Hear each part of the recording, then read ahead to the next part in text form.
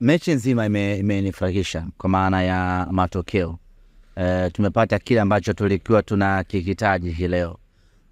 Ukiangalia mchezo leo na namna ambavyo tumepata ushindi kwa akili ya kawaida mtu angetegemea tungeshinda magoli mengi, lakini mpira hauko hivyo.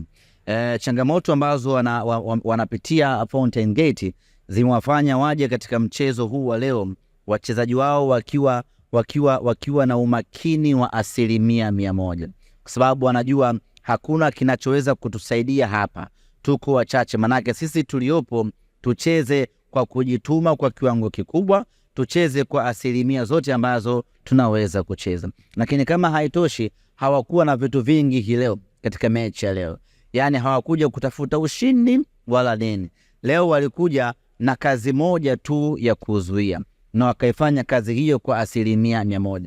Kwa hiyo ushindi wa magoli 3 kwetu wana Simba ni ushindi mnono mno, na ni mshindi wenye kutia faraja kubwa sana namna ambavyo tumeuanza msimu safari hii. Usajili wake ulikuwa na maneno mengi.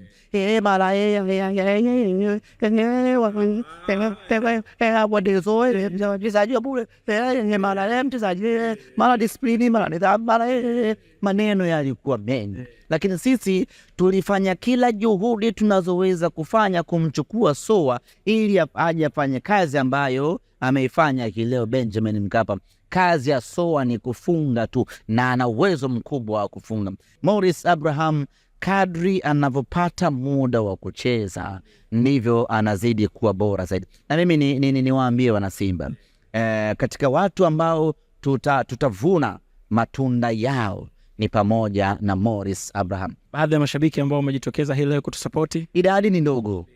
Mimi binafsi sijaridhika na idadi hii, ni ndogo sana kwa mechi ya kwanza, kwa ukubwa wa Simba.